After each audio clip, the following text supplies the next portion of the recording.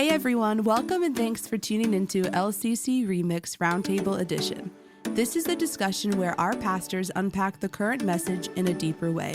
We hope this episode encourages and speaks to you. Well, Merry Christmas, everyone. If you're listening to this, it is Christmas Day, and why are you listening to this? That's what I want to say. Don't you have plenty of other things to do than listen to this podcast? Yeah, we're sitting here doing our recording early Christmas morning rather than being with our families. We hope you appreciate the sacrifice. Right. Yeah, just kidding. No, it's Monday, the day before Christmas Eve, and we are coming to a I can't even talk this morning. I need more coffee. We're coming to the conclusion of our Christmas series. And Pastor Greg spoke on Sunday. The title of his message was The Perfect Christmas, and he's not here, which I'm sad about. I miss Pastor Greg. Mm-hmm. Yeah, Pastor Aaron's not here. But we do have Scott Baker and Steve Forster the third. Yeah, so you stuck with me. Yeah. Merry Christmas. And again, if you're listening to this on Christmas, that is kind of crazy. Yeah. A little weird. Don't you know there's football on? Yeah, right. I saw the commercial for the Christmas Day games. Yeah. Last night, and I said to Stevie, they're really trying to cause strife in families. Yeah, for real. They're taking over all the holidays. It's supposed to be together time. It's kind of weird. Mm-hmm. Yeah. Mm-hmm. Thanksgiving Day is one thing, but now it's Christmas too. Yeah. Which also first day of Hanukkah falls on Christmas Day this year. Does it? Yeah. Oh. Oh, I didn't know that. For those 8 nights, starting Christmas. Then you have the 12 days of Christmas through Epiphany. Mm-hmm. Yeah. So, cool stuff. Speaking of perfect Christmas, describe the perfect Christmas. Is there such a thing? Pastor Greg talked about that on Sunday. He started out by saying there is no perfect Christmas. It's a myth, but you can have a perfect Christmas, which I liked the twist at the end. But let's talk about, what do people think the perfect Christmas consists of? The average person on the street. What do you think? Gifts. Gifts, You yeah. know, of course, it's all of the commercial aspects of it is I think the first answer, because it's what you see everywhere, and it's kind of in your face. But it's the gifts and the decorations and the waking up, and especially if you have little ones at home, the excitement and just the expectation that they have, and I think that's kind of the picture that we have, and mostly thanks to pop culture, starting with Rockwell paintings and going through all of the movies and shows and specials and all that. But yeah, kind of all those cultural things that we've come to expect. I think I just, it's unfortunate that I think the first answer, what's the perfect Christmas, that Jesus is far from people's minds. For most people, Yeah. you're right. I think it's all about our cultural aspect of the holiday. I think too, Greg brought it out on Sunday. He talked about the fact that people are kind of chasing a feeling that they had from childhood based on those cultural things you're talking about, that excitement.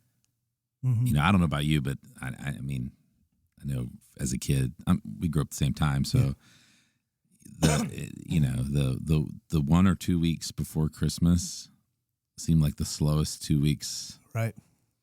Those last few days of school before school let out, and then even those few days leading up to Christmas is like, is Christmas ever going to get here? That's how I felt. Just like time would drag. But people are excited, and I think Greg brought out a good point. Like, people will chase that feeling. They have that feeling as kids. They have that feeling when they have their own kids, and then those that have become empty nesters or gotten older, they're still trying to chase that feeling. Yeah. So, which is interesting because I have noticed in my own family, so it's anecdotal, that the older individuals get, the less likely they are to set up a lot of decorations or Christmas trees. It's not always a hard and fast rule, but the trees tend to get smaller. Yeah. You know, my in-laws they used to have a big tree, and now they have that tree that's kind of 3 feet on top of a table. Mm-hmm. Yeah. So. Yeah. I think that there's some correlation with, understanding what's really important about that time. Mm-hmm. And I mean, I know for me, I have felt more this year, being a grandparent is different, and it changes things, and having kids out of the house changes things. Of course, we still have kids in the house, but it's really come on strong on me this year. The importance of I don't care about the stuff. I just want the time together, mm-hmm. but not just, we have time together all the time, but we don't really focus on making it like a memorable thing, mm-hmm. and you can take that for granted. That, I get to see my grandson almost every day, and mm-hmm. and it's fantastic, but I don't want to take it for granted. Right. I think back to when my grandparents were still around, and it was pretty normal for when we would go to grandparents that they would pray, and my grandpa would always start crying when he's praying. Yeah. And me and my brothers and cousins and sisters, we'd all just kind of make fun of Grandpa. He's always so sobby and weepy. And when I think about it now, I'm like, you get it. You get it now. I get it. Yeah. It took me a while, but I get it. So. Mm-hmm. Yeah, you're right. Yeah, I've heard it said you don't realize you're in the good old days until they're gone, basically. Mm-hmm. Right. Right. And we were able to last night. It was kind of cool to be able to go to my grandmother's and kind of just take over some food and do like a impromptu little Christmas party with her. And she's 92. She'll be 93 in March. And it was really cool to look around the room for the brief time, that we were all there. It was just precious, seeing 5 generations in the room, mm-hmm. And it was cool because it was cool and rare. It's very rare. It's rare. Yeah. And so, you're right. You're absolutely right about that, Scott, and that's, family's important, but we do find ourselves, I mean, we're always, we're chasing after that perfect Christmas. Right. Those magical things that you remember as a kid that you just, and I'm thinking about the conversation we had about the songs the other day. Why does Bing Crosby singing White Christmas sound so good still today? Yeah. Especially comparatively. And it's because there's feeling attached to it. Yeah. You think about, like I had said, my grandma listening to it, my parents listening to it. So I heard it as a kid, heard it every year. So that I, associated that with Christmas, with the time of year. Like this is the standard for that thing. Mm-hmm. And then I passed that to my kids. Mm-hmm. So that you're chasing after that thing. It's there, but it's not really attainable. It's just it's atmospheric. It's not. Yeah, that's a good way of putting it. Real. Yeah. Atmosphere. Yeah. I mean, you're a younger guy. I am. I'm just listening to you guys talk. You're not as prone. I mean, we've become more prone to nostalgia, right? And looking back. In my day. Yeah, we're starting to say things like that, But I mean, as a younger guy, do you take the time, or have you found yourself taking the time just to be like, okay, I need to make a memory here? I like to think that I'm kind of a planner, and I was talking to Sid about this yesterday because we were talking about our Christmas plans, and I was telling her at the time, right, I knew it was my last Christmas before I got married, and I remember talking to Mom and you, Dad, about it, how I wanted to make sure that wasn't just that Christmas, but that year, every family opportunity that you guys were going to do, I was going to just go do it. I wasn't going to do it really anything else if there was something, that was available. Because I knew after I get married, a lot of this is going to change. I can't really prioritize, that side or this side. I'm going to prioritize my wife and my future kids. So I like to think that I was pretty aware. Yeah, you guys both know me. I love being around people. Yeah. And I love being around my family, both sides. Like we hung out with you guys for like 4 hours yesterday, just hanging out, just chilling, talking, and then we went over and hung out with you guys for another couple hours. So I love being around, my family, and I do think it's interesting when you said, for one, chasing a feeling, but when you're a kid, most people, especially when you're a kid, focus on the gifts. And I just specifically remember when we were younger, we would wake up and we would do Christmas at our house, but it would be like maybe 20 minutes. It felt like 20 minutes. And then all right, pack up maybe one thing.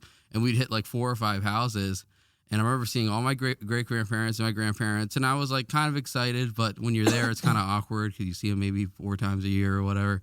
And I remember thinking like, man, this seems like a lot to do. And but there was literally in the future one year where it hit me that I was like, man, this might be the last time. Like I realized that, my grandparents and great-grandparents are getting old. Like every time, this might be the last time I see them. This might be the last time I see them. So, I like to think that I, started focusing more on the family aspect of it. But yeah. Yeah. And I think, as believers, we tend to shift. I think all of us shift from any type of material thing or chasing gifts because I could care less about that kind of stuff. But family does God designed family anyway. So, right. Those are the times that you want to share. But, you that are listening, I mean, you may find yourself at this time of year wrestling with that perfect Christmas mentality and trying to either do everything or be everything to everyone in your family. And I just want to assure you that that's really not what you're called to do. You can't do it all. You can't be it all. Christ is to be all in all for each and every one of us. So don't allow yourself to be sucked into that pressure and stress of, the lights have to be a certain way, the decorations, the food, because it can be stressful. It can be. Yeah. Oh yeah. It says it's a stressful time of year for a lot of people. It can be a depressing time of year for a lot of people. Sure. because of some of the things we're talking about, the memories, and we can't go back and that kind of stuff. But I really think it's, focusing on right now, focus on the things. It's, Steve, you do a really good job of focusing on the positive versus the negative. Yeah. It's really, but I think that's really important. If you can, I feel like we've had conversations with our kids. My kids have really good memories anyway. They can remember things well. Do. Memories, yeah.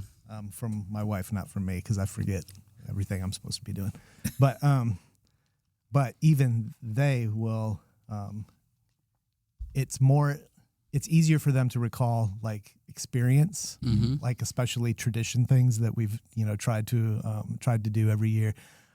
That's easier to recall than necessarily what they opened that came out from the tree, right?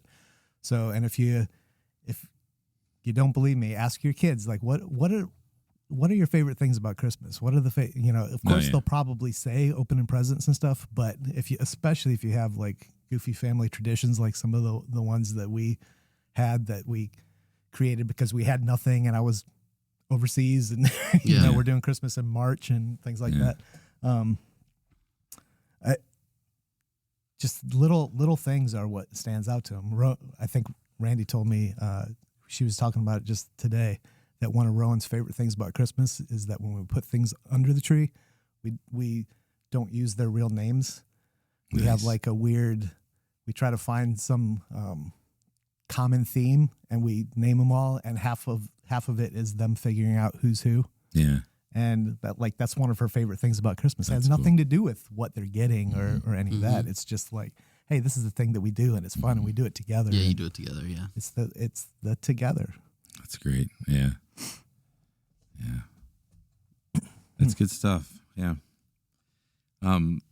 Pastor Greg, he brought up on Sunday too the fact that if my memory serves me correctly, he did the tie-in to Jesus coming and how Jesus has changed, completely changed and transformed. His coming transformed the entirety of the world. And he spent some time kind of going through some of the facts and statistics and the overall influences that Christ has had, in every area from human history to philosophy to government to health care to, rights of people. He just, there isn't a part of the human existence that Christ hasn't touched, which I think is a great indication of his divinity. Absolutely. And then I like the Dallas Willard quote that he brought out. Like when he was challenged when Dallas Willard was challenged by a student, why Jesus? Why does he have to be the one? And Dallas Willard was like, well, who else do you have in mind? Right. Based on who else has had this kind of influence on the world. But thinking about that, as he was sharing that, was there anything that jumped out to you, or maybe something you hadn't thought of before, or just something that gave you a moment just to pause and say, wow, Jesus, you have, because we always yes, he saved us from our sins and we can have eternal life in him, which is by far the most wondrous thing, to have a relationship with God. But when we think about the totality of his influence, which I don't think we can truly know, as we reflect on it, what are some things that stand out to you or stood out to you from what Greg said? I think the one thing that I still was thinking about even this morning and last night was the standard and how we measure love, grace, mercy, self-control. Like just that alone. And then when you see people apply that to their lives, and when they do that, they're showing what they're doing is they're showing people steadfast love and grace and mercy. It can transform first the individual, but families to communities to whole cultures. You know what I mean? Just that alone, just trying to, and not even, just trying to be like Jesus in those ways of that standard literally can transform the world and is transforming the world, and that's the one thing he said where I knew it was factual, but I never really thought or meditated on it. And it just is a good reminder for us personally, he's the standard, not what I think. Yeah. And that's just a good reminder for us to do, especially, not only just in this time of year, but in every day of your life.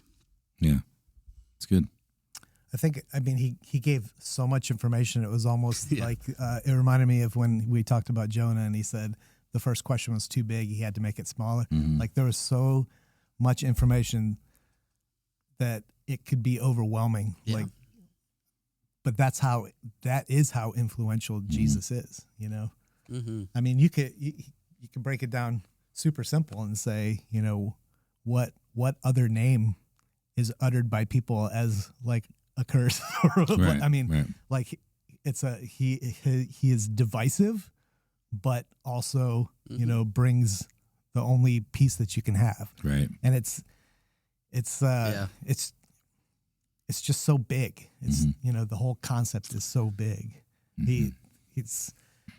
You can't look at our society today and find an area that wasn't influenced by Jesus and his walk, and by subsequent believers. Yeah. It's, yeah. I like how you said it was it's so big, but we can obtain it. That's what's freaks me out too. Yeah. It's such this big, wondrous thing that, what God did, but we can have a relationship with him. You know what I mean? Which is super cool. And whenever I hear things that are super compelling like that too, it always makes me think if you hear this and you understand it and you agree with it, what are you going to do with that information? Right. What are you going to do about it? Yeah. How is it changing how you live and how you treat people and your day-to-day life? Because if it's not, then do you really believe it? and that, which goes back to, how can you not believe it? It's right there. I don't know. Well, I think what you're talking about there, the whole belief thing, Greg got to it at the end of his message. How can you have the perfect Christmas? He talked about this idea of surrender. Yeah, and I like the way he phrased it. And I've known Greg for 35, 36 years, and I never heard him, even when he was my youth pastor, I never heard him kind of put it in these terms. With this idea of surrender as much of yourself as you can now, and he will help you learn to surrender more grace. along the way. He'll give you the grace to surrender more. I like that. Yeah, really but I think that's the whole point. You know, that is the whole point. Anyway, right. Yeah. Man.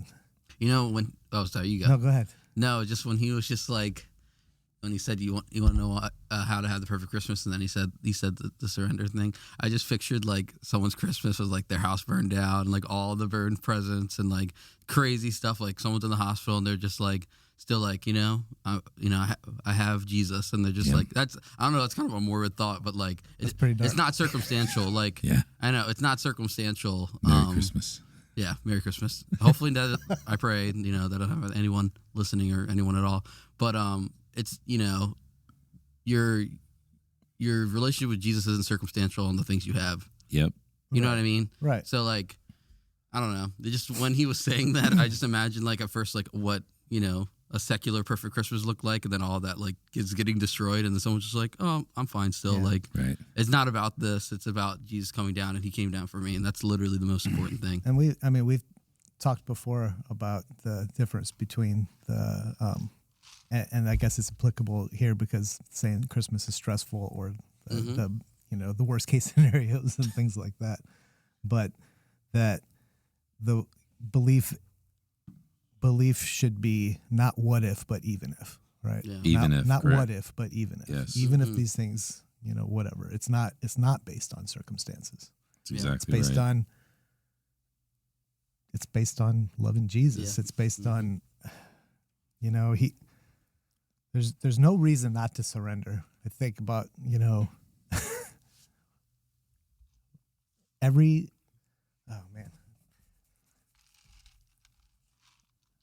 Gee, I'm thinking about in John 10 when he's like, if I don't do the works of my Father, don't believe me. But if I do, and what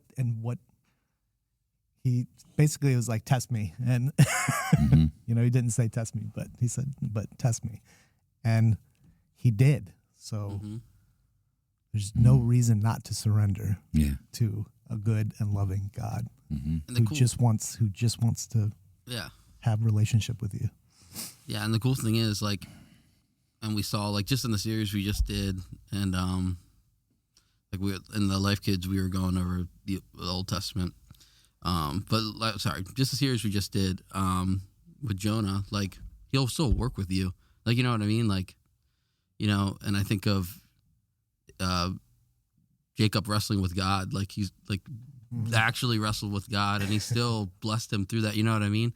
So it's just, like, really really cool that God's not just gonna like turn the cold shoulder, even though he did all, and he could be justified to do that. Like he did all these things. I showed you everything. Now you need to make, and we still have to make the decision. But he's not gonna just leave us there. Like it's okay. Like we can wrestle with God, and he has steadfast love and grace and mercy. But yeah. I mean that whole idea. We buck against surrender because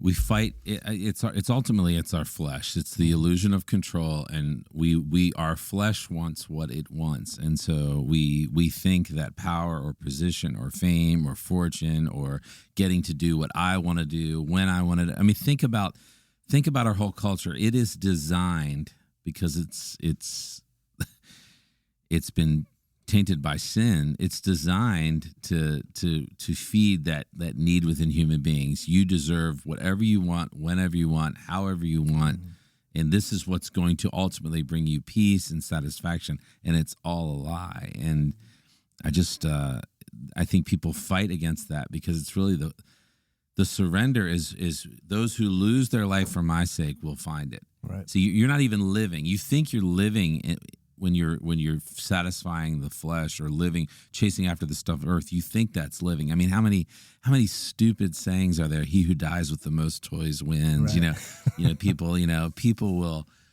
men in particular. There's some men that'll. I'm out there grinding and I'm working and I'm gonna amass as much money as I possibly can so I can have all this stuff and I can show everyone that and it's totally and completely useless. It's meaningless. It all burns. It's all going to burn. It will all rust. It will all be destroyed. And that's why Jesus says, don't store up treasure on earth where all these things can happen, but store up treasures in heaven. Well, that is the surrendered life, because when you truly lay your life down, and you begin to walk in that on a day-to-day basis, and that grace is there, that's when you can have a complete and utter loss of in terms of your life, like you just said, God forbid it happened to somebody, but you lose your home or you go through this, and Jesus is still enough because you find your greatest satisfaction in Him, and that's our whole pursuit. Our whole reason to exist is to bring glory to God and to enjoy God. Yeah, it's and that's a word people don't. I believe so many people sitting in churches today, they don't enjoy their relationship with God. Yeah, how can do you even have a relationship? Right. Like you should. I mean, you don't get it unless you press into it. Correct. Yeah, it's not. You're not going to be zapped with feelings like, feelings are so deceptive. Right. They just are. You thinking just on human terms, the absolute carnage of relationships that can exist because everything was just built on a fleeting feeling. I met this person, we're so in love, we got married in a fever hotter than a pepper sprout, like the Johnny Cash song, it's like, and then everything crashes and burns because that relationship was just built on a feeling. Well, I don't feel like I'm in love. Yeah, I don't feel that way anymore. Yeah, I mean, feelings are deceptive. Right. Which, if that's what you're chasing in Christmas, right? It's not like a real destination. No, it's just not. And you can, as a believer, happiness is a feeling, but joy is something that you get from a true and real faith, right? And which again, that even if the circumstances don't matter, I may be unhappy, I may be angry, sad, whatever, but you can have joy and still experience those things.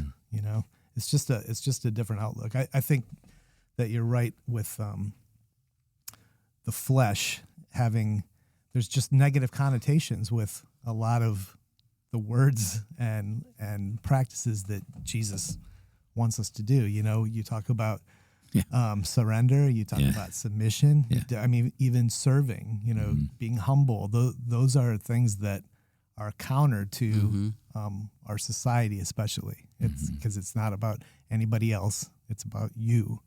And that is the laying down, that is the surrender. Right. It's hard to do in a situation, it's hard to do in a culture, in a lifestyle where you have much. And believe me, if you live in America, you have much. So. I saw a statistic a week or so ago, and it said that if you worldwide, in terms of what you have, if you make more than $32,000 a year worldwide, you are in the top 1% of human beings. Right. And put that in perspective in human history, you're in a fraction of a percentage of people who've ever walked on planet Earth. And I know those of you listening would think if you live in Calvert County and your income is $32,000, you don't feel like you're in the top 1%. No. But comparatively speaking to the world, you are blessed beyond, and no matter how much it's never, if that is your pursuit, it will never be enough. Right. It will never be enough. Just $1 more. Yeah. Was that Rockefeller that said I traded all for just a dollar more? When is enough? Yeah. Just $1 more. I traded all for $1 more. Just something like that. More. Yeah. Just a little more. Yeah, it just shows his heart. I think to go back, I think just defining. I was talking to some people yesterday about this, or 2 days ago about this. Some younger people. I won't say their names, but they were talking about trying to be successful. And in this culture, it's kind of like, if you look at it through the lens of, the world, success could be, kind of an evil thing. But the difference of biblical success and, secular success, I think, is important. Especially like when you're chasing a feeling too on Christmas, like what's a successful Christmas look like? And you're trying to chase that feeling of like everything has to be in the right spot. Everything has to look this way.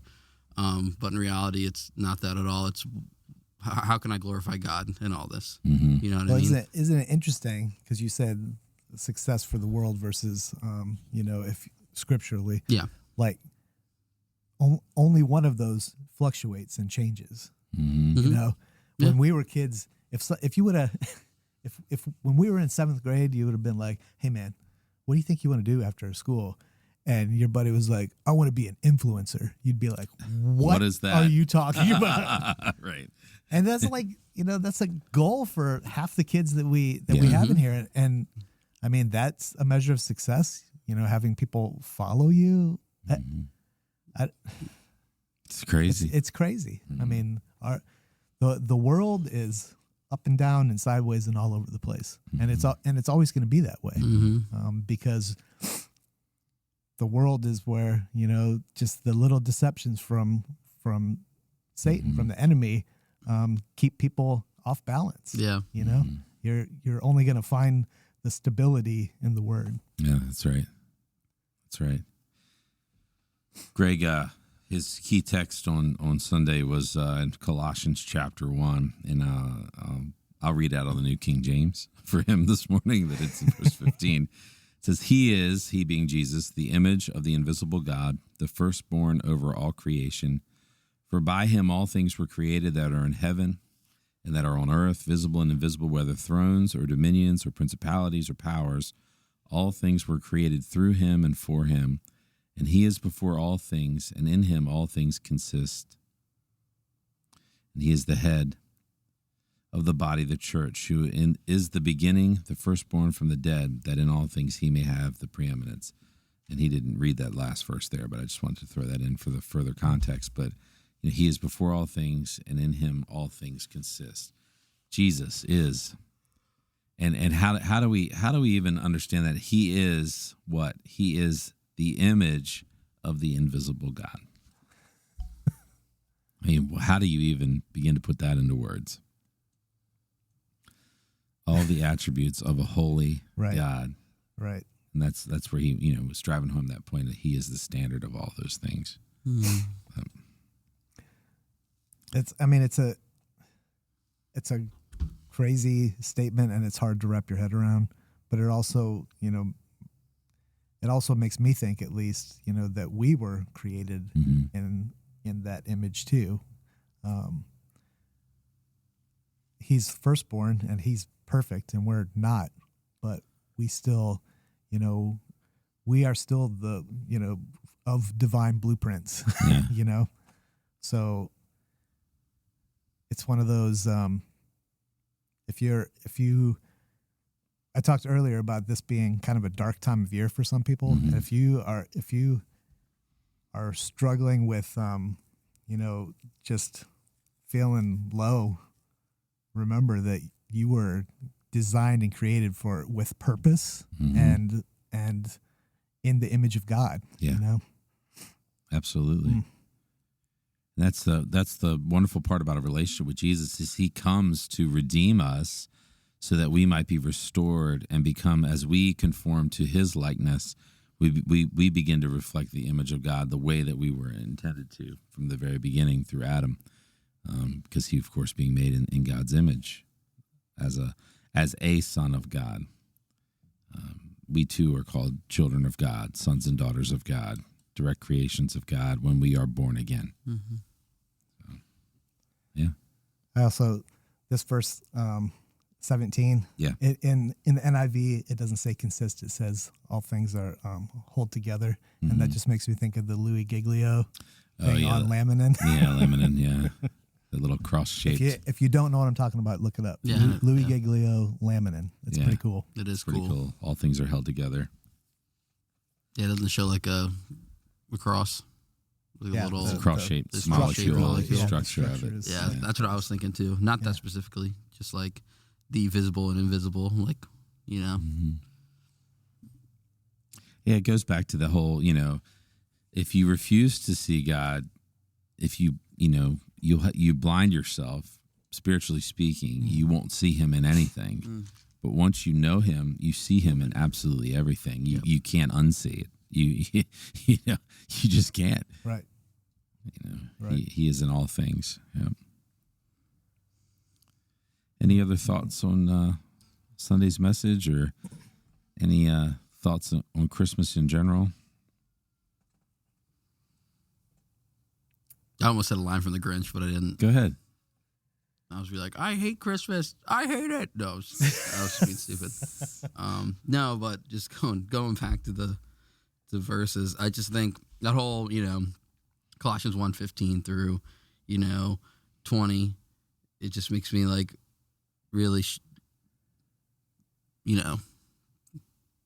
realize like how much Jesus like loves us and how much he like came down and humbled himself. Mm-hmm. Like everything was created for him, He was the firstborn of all creations. He and he came down as a baby in a manger to live this kind of crummy life, a servant's life, to set all those standards and then to die for us, even though he didn't have to. And it just really just makes me thankful and have gratitude that he would do that, how much, God loves us. But yeah, that was it. Sorry for saying my Grinch. No, you're all right. You're all right. We watched the original animated Grinch last night. Oh, the original one? Yeah, we did too. Yeah, and I had never caught before that. I told Randy afterwards, I was like, in a couple of years will be our Grinch Christmas. And she's like, what are you talking about? I said, I never caught before that. He said, I've been listening to this for 53 years. Oh, yeah. Like, hey, we're almost there. Yeah. Yeah. Cindy was telling me about that. She's like, when you turn 53, it's your Grinch Christmas. I'm like, what does that mean? Oh, that's I've never caught. All the times I've seen that, I've never caught. Monica turns 53 tomorrow, Christmas Eve, so I'll be sure to tell her. It's your you gotta watch Christmas. It. Grinchy. You're a Grinch. Yeah. So watch out for Monica. She might steal all your stuff on Christmas Eve. Yeah. He said, yeah. Yeah. All right. Well, we pray those of you who are listening, if you are listening on Christmas Day, that today is a blessed day and your focus is on what Christ has done. We are so thankful that the story doesn't end with the baby in the manger, but it ends with a resurrected Lord who is ascended to the right hand of the Father and who is coming again. And as you are taking time to celebrate his first advent, his first coming, that you would look to the future, longing, as we should, with hearts of anticipation for his second coming, his second advent, where he will not come as a baby. He will come as a king. Yeah. And he came as an infant king the first time. He will come as a triumph, victorious, conquering king the second time. And what a day that is going to be. So we are looking forward to that with great anticipation. Again, have a blessed Christmas, and we pray that you have a blessed New Year as well. And we will see you in 2025. We won't see you, but, you'll hear us in 2025. God bless. Thanks for listening to LCC Remix. If you have any questions about this podcast, reach out via email at lccremix@lifechurchcalvert.com. LCC Remix is a podcast ministry of Life Church Calvert, located in Huntingtown, Maryland. You can visit our website, lifechurchcalvert.com, or download our app by typing in Life Church Calvert in your app store today.